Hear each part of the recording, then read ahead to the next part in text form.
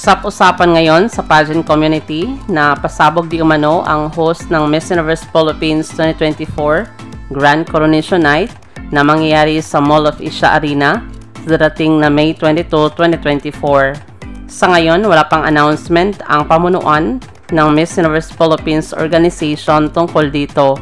Samantala, sila di umano ang rumored na mag-host sa nasabing pageant, ang veterano sa pag-hosting at sikat na personalidad na si Steve Harvey, kasama ang nag-host at backstage correspondents ng Miss Universe pageant na sina Olivia Colpo at Jeannie Mai.